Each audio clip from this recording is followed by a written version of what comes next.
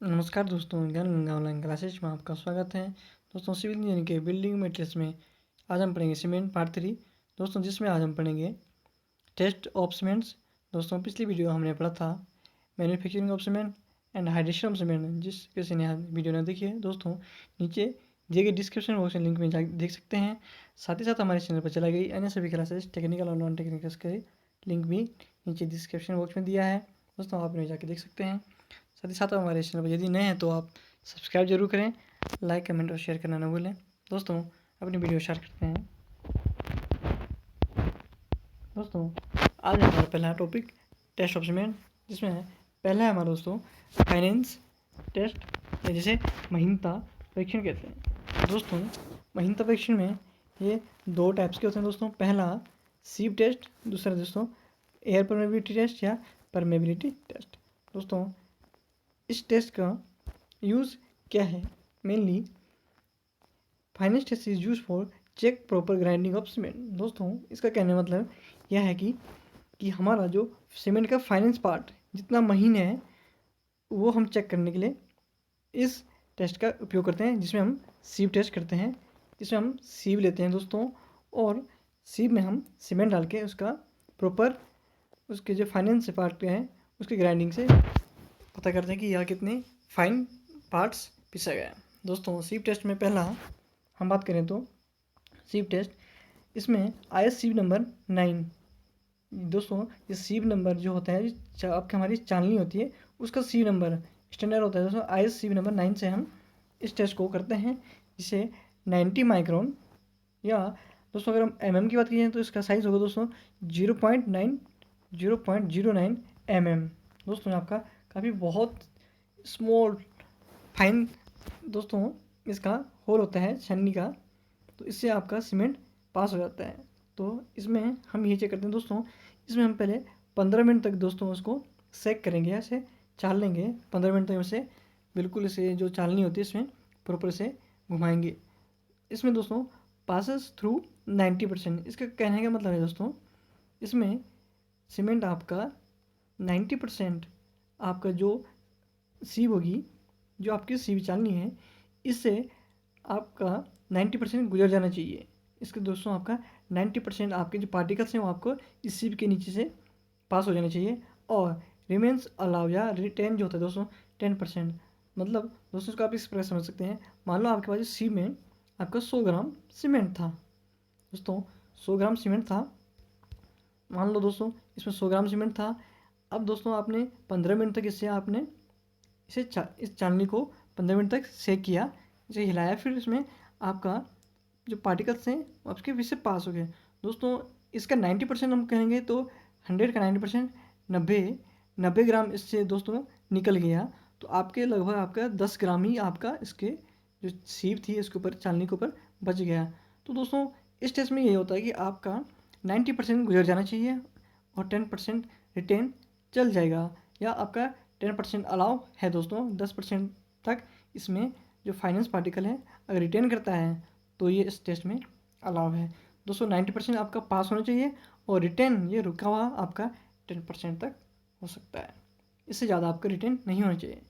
दोस्तों, normally grinding of 1 kg cement, जो आपका 1 किलो सीमेंट का सामान्यतः number of particles should not less than, जो आपके सीमेंट के पार्टिकल्स के जो नंबर्स हैं वो आपका लगभग आपका 1.1 × 10⁻12।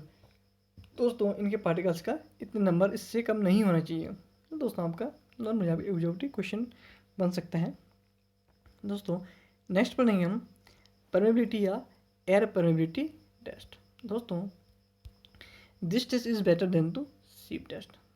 यह कहने का है कि दोस्तों यह टेस्ट जो आपके सीव टेस्ट है उससे बेहतर है और यह आपका अच्छे परिणाम देता है। दोस्तों, इसमें आपका यूनिट यूज होगा दोस्तों एरिया अपन मास, जिसे सेंटीमीटर स्क्वायर अपन ग्राम में आप फाइंड करोगे। बात करें दोस्तों इस मेथड में होता क्या है, इस विधि में विशेष सतही क्षेत्रफल जिसे स्पेसिफिक सरफेस एरिया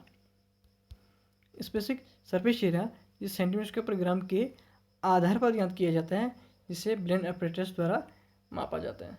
दोस्तों स्पेसिफिक सरफेस एरिया का दोस्तों, अगर कुछ सीमेंट पार्टिकल्स हैं, इसमें आपने जल मिलाया तो पर ग्राम में दोस्तों, पर ग्राम जो होता है आपका सीमेंट, आपका कितने पार्ट एरिया तक आपका घोल के आपका फैल रहा है दोस्तों। इससे क्या हो जाता है, आपके पार्टिकल्स आपके जितना फाइन होगा उतना आपका दोस्तों वाटर के साथ आपका जल्दी हाइड्रेशन कर लेगा, और जितना फाइन होगा उतना दूर दूर तक दोस्तों यहाँ फैलेगा, और जितना दूर फैलेगा फिर उतना ही आपके जल्दी जल्दी आपका आपका फाइनेंस का पता करेगा कि ये कितना फाइन है, उसके पार्टिकल्स आपके वाटर के साथ आपका आपके दूसरों यहाँ फ्लो करेगा, यहाँ फैल जाएगा।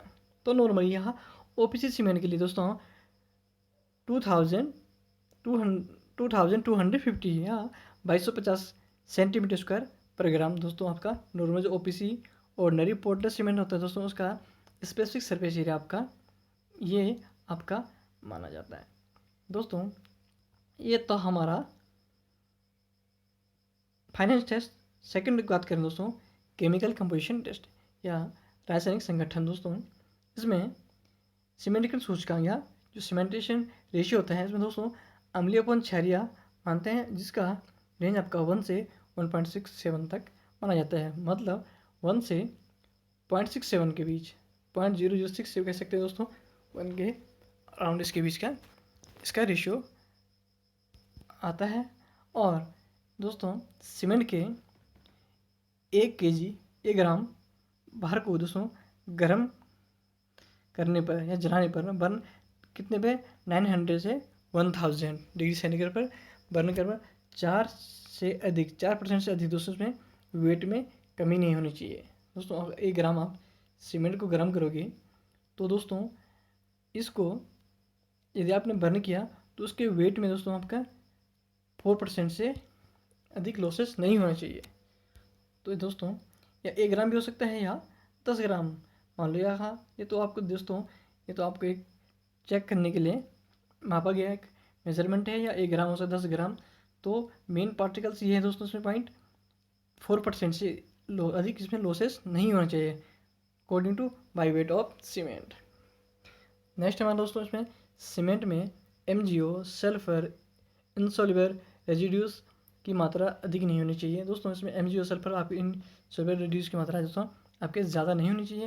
अगर बात करें दोस्तों कितनी इसमें होनी चाहिए, किससे अधिक नहीं होनी चाहिए, MgO की आपकी दोस्तों 5% से ज़्यादा नहीं होनी चाहिए, not more than to 5%।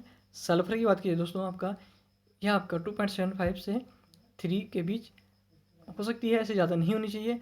Insoluble residues मतलब दोस्तों इसका जो आपका अघुलनशील पदार्थ होते हैं, अवशेष होते हैं, तो यह दोस्तों आपका 2% से अधिक ज़्यादा नहीं होनी चाहिए। 2% तक दोस्तों इसमें मान्य हो जाएंगे, इससे ज़्यादा आपके ये सीमेंट के लिए हानिकारक होंगे दोस्तों। नेक्स्ट हमारा कंसिस्टेंसी टेस्ट या सघनता या गाढ़ापन परीक्षण दोस्तों।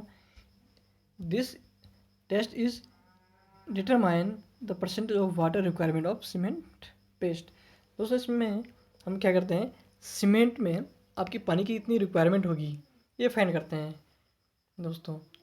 इसमें it's also find the setting time दोस्तों। इस टेस्ट में हम सेटिंग टाइम भी फाइंड करते हैं या सेटिंग टाइम भी फाइंड कर लेता है।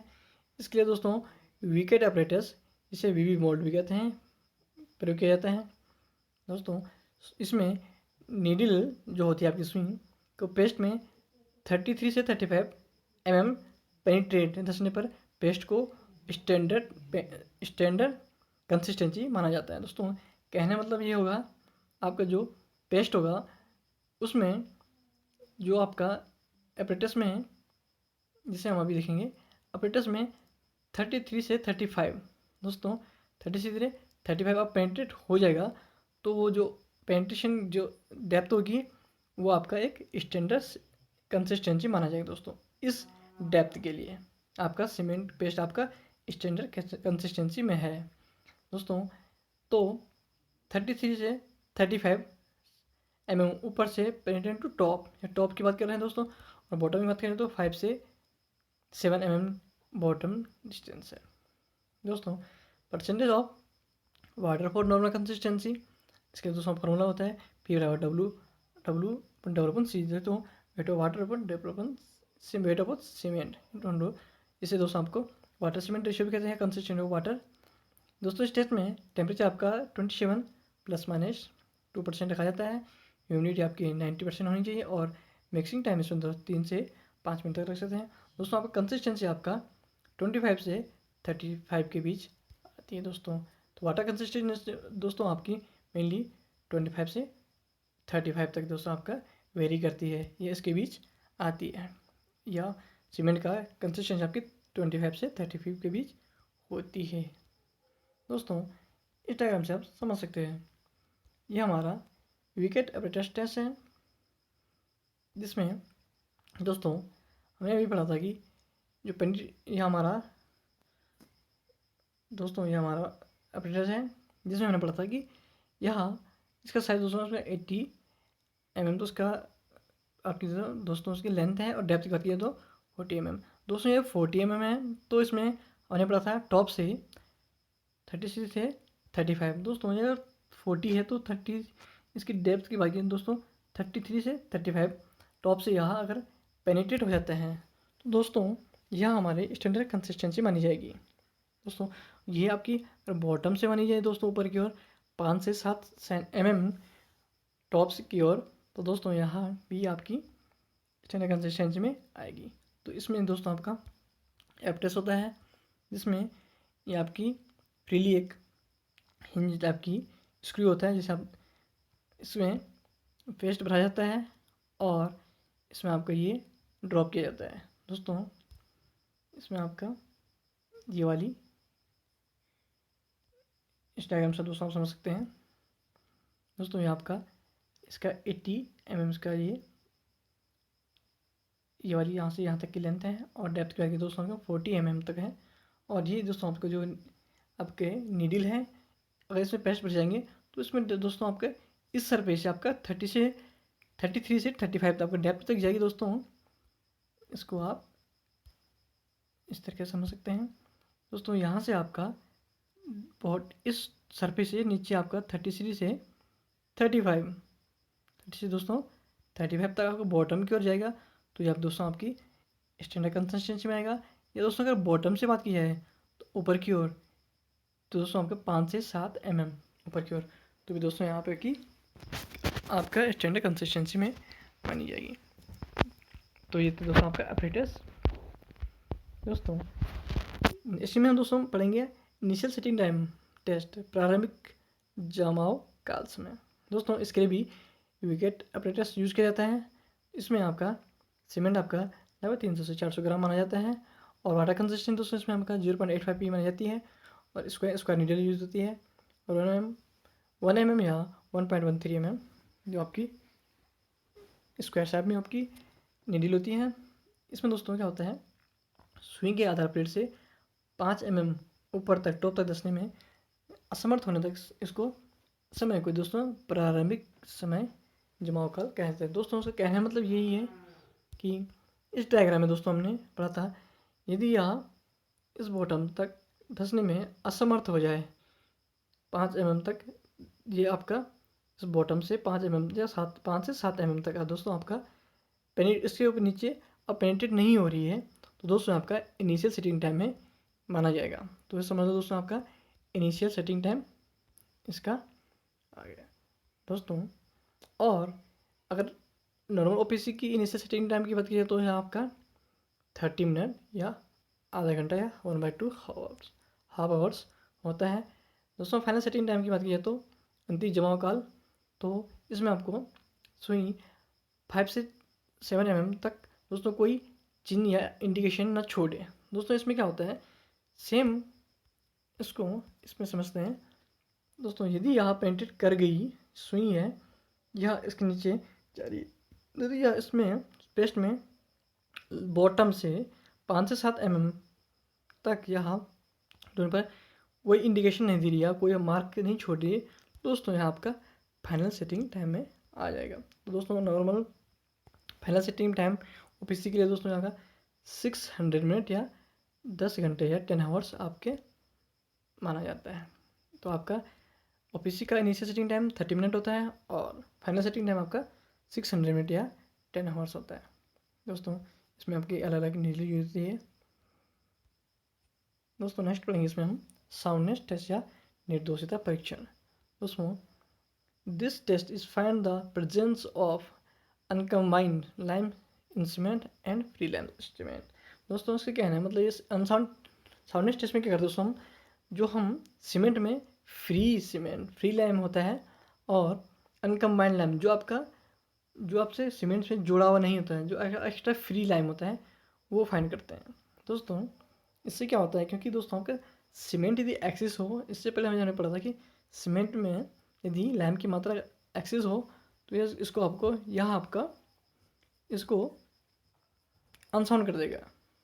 दोस्तों अनसाउंड कर देगा तो जिससे यहाँ आपके एक्सपेंड होगा और इसका डिसइंटीग्रेट करेगा। इसलिए जो आपका फ्री लाइम होता है या अनकम्बाइंड, जो आपका सीमेंट से नहीं होगा, अनकम्बाइंड लाइम होता है, वो आपका प्रेजेंस फाइंड करने के लिए दोस्तों आपका साउंडनेस टेस्ट किया जाता है। जिसमें आपका अपरेटस की बात की जाए दोस्तों, इसमें अपरेटस आपका ली चेटेलियर अपरेटस यूज होता है। तो इसमें वाटर कंसिस्टेंसी आपकी 0.72 पी लिया जाती है दोस्तों। और साधारणतः इसमें जो अपरेटस होता है दोस्तों, 2 छड़ों का गैप अंतराल 5 से 10 mm तक का होता है और ओपीसी के लिए दोस्तों 5 mm लिया जाता है। और for all type cement gap is not more then 10 mm। तो यहाँ किसी भी हाल में दोस्तों ऑल जो आपके अदर टाइप सीमेंट है उसके लिए यहाँ गैप 10 mm से ज़्यादा नहीं होनी चाहिए और ओपीसी के लिए दोस्तों यहाँ का 5 mm। दोस्तों इसको समझते हैं डायग्राम से। दोस्तों ये आपका ली चेटेलियर एपरेटस है। दोस्तों इसमें क्वेश्चन इस प्रकार बन सकते हैं। तो पहले आपका एपरेटस क्या, सेंटर से इसकी स्पान की जो उसके रिंग आपकी जो स्प्रिंग है उसकी लेंथ 165 mm कैसे कह दोस्तों, और यहाँ सेंटर से यहाँ तक की दोस्तों। और इसमें सिलेंडर का डाया आपका जो आपका स्प्लिट सिलेंडर है उसका डाया आपका 30 mm डाया होती है दोस्तों हमने पढ़ा था अभी ये गैप दो स्प्रिंग के बीच, ये वाला गैप दोस्तों, ये वाला जो है ये आपका 5 mm से ज़्यादा नहीं होना चाहिए, ये आपके ओपीसी के लिए है। और यहाँ ये गैप अगर ऑल टाइप सीमेंट के लिए 10 mm से ज़्यादा नहीं होना चाहिए किसी भी हाल में। तो नॉर्मली आपका 5 mm सीमेंट ओपीसी के लिए ले जाते हैं और 5 से 10 के बीच ही आपका माना जाता है। दोस्तों इसमें ये आपका ली चेटेलियर अपरेटस है जिसमें हम इस गैप को फाइंड करते हैं कि जो दोस्तों जो हमारी गैप है ये आपका इंडिकेशन करता है कि आपका इसमें कितनी आपकी फ्री लाइम है। नेक्स्ट है दोस्तों आपको ऑटोक्लेव टेस्ट। दोस्तों ये क्या किया जाता है, if MgO increase up to 3% then this test is use. यदि दोस्तों आपका MgO 3% से ज़्यादा दोस्तों अगर बढ़ जाता है सीमेंट में तो आपका ऑटोक्लेव टेस्ट किया जाता है। दोस्तों यहाँ आपका ऑटोक्लेव टेस्ट में आपका MgO के साथ साथ फाइंड आपका फ्री लाइम जो वो भी आपका फाइंड कर लेता है। तो मेनली आपका ऑटोक्लेव टेस्ट तब किया जाता है दोस्तों यदि आपके MgO की मात्रा 3% से अधिक हो, 3% से यदि आपकी इंक्रीज़ कर लेती है तो आपका ऑटोक्लेव टेस्ट किया जाता है। यह आपका फ्री लाइम भी मेजर कर लेता है। नेक्स्ट है दोस्तों हमारा कंप्रेसिव स्ट्रेंथ या संपीड़न सामर्थ्य। दोस्तों यहाँ सीमेंट की कंप्रेसिव स्ट्रेंथ फाइंड करने किया जाता है। दोस्तों अगर इसमें ट्यूब की वन साइड की बात की जाए तो उसमें 7.06 सेंटीमीटर या 70.6 mm का फेस होता है। एरिया की बात की जाए तो 50 सेंटीमीटर स्क्वायर। और टेम्परेचर दोस्तों अगर इसमें टेस्ट में यूज़ किया तो 27 ± 2 degree centigrade up and down use होता है। और रेशियो की बात की जाए सीमेंट एंड सैंड रेशियो 1:3। दोस्तों आपका मेन टर्म से पूछा जाता है कि आपका कंप्रेसिव टेस्ट में आपका सीमेंट के साथ में जो आपका रेशियो कितना रखा जाता है, तो दोस्तों 1:3। और cube use 3 cubes use for test. दोस्तों आपका इसमें 3 क्यूब यूज होते हैं, ये आपका मेन क्वेश्चन बनता है। और वाटर रिक्वायरमेंट दोस्तों अगर बात की जाए तो इसमें Py4 + 3%। दोस्तों ये आपका भी इंपॉर्टेंट है। Py4 दोस्तों आपका 0.25 डिवाइड कर लें तो P/4 तो 1/4 तो 0.25 P + 3%। दोस्तों यहाँ स्टैंडर्ड सैंड के लिए यूज होता है। और अगर ऑर्डिनरी सीमेंट की बात की जाए दोस्तों आपका Py4 + 3.5% या 0.25 + 35%। दोस्तों उसमें आपका वाटर रिक्वायरमेंट होगी। और दोस्तों एक और पॉइंट इसमें प्रारंभिक परीक्षण को पुनः दोहराया जाता है जब तीनों नमूनों का अंतर 1.5 न्यूटन पर mm² से हो। दोस्तों इन तीनों इस सैंपल में अगर डिफरेंस 1.5 न्यूटन पर स्क्वायर दोस्तों आपका क्यूब टेस्ट दोबारा किया जाएगा। दोस्तों नॉर्मल सैंड अगर यूज हो तो उसकी कंप्रेसिव स्ट्रेंथ दोस्तों आपका 3 डेज में आपका 11.5 न्यूटन पर स्क्वायर या 115 kg पर सेंटीमीटर स्क्वायर होगा। या 7 डेज की बात की जाए तो या 17.5 या 175 kg पर सेंटीमीटर स्क्वायर होता है। दोस्तों स्टैंडर्ड सैंड की अगर कंप्रेसिव स्ट्रेंथ बात की जाए तो तीन दिन में दोस्तों आपका 3 डेज में आपका 15.7 या राउंड ऑफ 16 न्यूटन पर स्क्वायर या 160 kg पर सेंटीमीटर स्क्वायर। और 7 डेज की बात की तो 11.6 न्यूटन पर स्क्वायर राउंड ऑफ आपका 22 न्यूटन पर स्क्वायर या 220 kg पर सेंटीमीटर स्क्वायर। दोस्तों ये आपके मेन क्वेश्चन बन जाते हैं आपका नॉर्मल सैंड के लिए और स्टैंडर्ड सैंड के लिए। अमूमन नॉर्मल सैंड का ही आता है, ये अलग से क्वेश्चन में आ सकते हैं। दोस्तों नेक्स्ट इसी में हमारा है टेंसाइल स्ट्रेंथ टेस्ट। दोस्तों टेंसाइल स्ट्रेंथ आपका दो तरीके से कहता है, एक ब्रिकेट टेस्ट है और आपका स्पिरिट टेस्ट है। दोस्तों इसमें 6 सैंपल यूज होंगे, जबकि आपके कंप्रेसिव में आपका 3 सैंपल यूज होते हैं और टेंसाइल में आपका 6 आपके यूज सैंपल यूज होते हैं। वाटर रिक्वायरमेंट की बात की दोस्तों इसमें डबल आपका 0.20 पे लिया जाता है। और सीमेंट सैंड रेशियो की बात की जाए तो आपका 1:3 जो आपकी कंप्रेसिव में था वही इसमें यूज होता है। स्ट्रेंथ की बात की जाए दोस्तों इसकी 3 दिनों में 2 न्यूटन पर स्क्वायर या 20 kg पर सेंटीमीटर स्क्वायर। और 7 डेज दोस्तों बात की जाए तो 2.5 या 25 kg पर सेंटीमीटर स्क्वायर आती है दोस्तों सीमेंट की। और यहाँ संपीडन हमारे देखिए दोस्तों यहाँ 10% तक होती है या 10 से 15% के बीच होती है। दोस्तों जो आपका सीमेंट होता है दोस्तों उसकी टेंसाइल स्ट्रेंथ आपकी काफ़ी कम होती है अकॉर्डिंग टू कंप्रेसिव स्ट्रेंथ। तो हमें दोस्तों यहाँ का लगभग 1/10 होती है। दोस्तों अब हमारा कुछ इम्पोर्टेंट क्वेश्चन है जो कि है, पहला है दोस्तों हमारा 1 मीटर क्यूब सीमेंट वेट। दोस्तों 1 मीटर क्यूब, मानो आपको 1 मीटर क्यूब बॉक्स जो है लंबा चौड़ा और ऊंचा, जिसकी हाइट 1 मीटर है, उसकी विड्थ भी आपकी 1 मीटर है और उसकी डेप्थ भी आपकी 1 मीटर है। तो अगर इसमें आप सीमेंट डालें तो इसका वेट आपका 1440 kg पर मीटर क्यूब 1440 kg पर मीटर क्यूब वेट होगा दोस्तों। और वाइट्स ऑफ सीमेंट की बात की दोस्तों आपका सीमेंट आपका 40% वाइट्स होता है।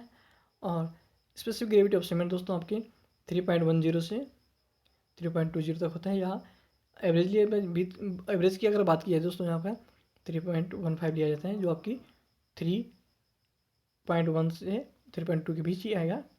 और दोस्तों वेट ऑफ 1 बैग सीमेंट की बात की जाए तो आपका लगभग आपका 50 kg का एक बैग होता है। वॉल्यूम ऑफ 1 बैग, यदि हम इस बैग के सीमेंट जो बैग होता है उसके वॉल्यूम की बात की जाए तो ये आपका 0.0348 मीटर क्यूब या राउंड ऑफ 0.035 मीटर क्यूब। यदि हम लीटर में बात की जाए तो आपका राउंड ऑफ 35 लीटर दोस्तों आपका एक बैग का वॉल्यूम होगा। ये दोस्तों लीटर में है और क्यूबिक में आपका 0.035 मीटर क्यूब माना जाता है। और दोस्तों अगर टेम्परेचर ऑफ रोटरी क्लीनिंग बात की जाए तो आपका इसमें 1500 से 1650 डिग्री सेंटीग्रेड होता है।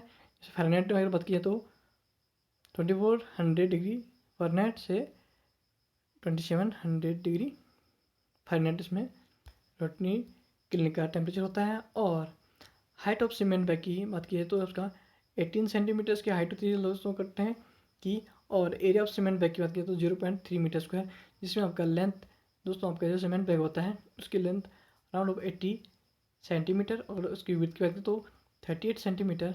और अगर उसकी हाइट की बात की है तो उसकी 18 सेंटीमीटर होती है। और name of empty cement bag दोस्तों इसका नाम क्या होता है, खाली कट्टे का नाम गनी बैग या पेपर बैग भी कहते हैं दोस्तों इसे। And name of standard sand दोस्तों स्टैंडर्ड सैंड कौन सी होती है, इसका नाम क्या क्या हो सकते हैं, लेटन बेजर्ट और इनोर सैंड। दोस्तों ये तो रहा आपका स्टैंडर्ड सैंड का नाम।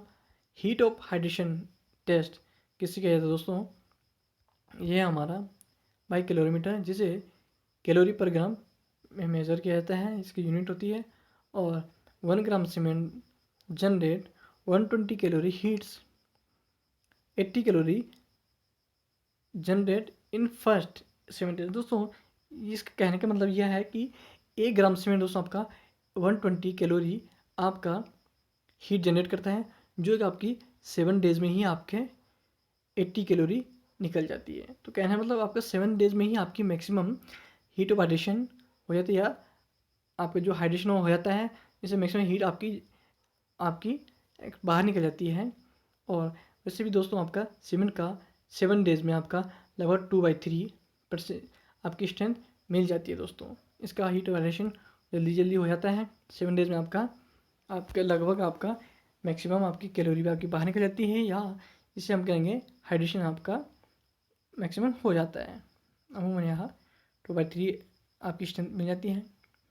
दोस्तों यह था हमारा टेस्ट ऑफ सीमेंट।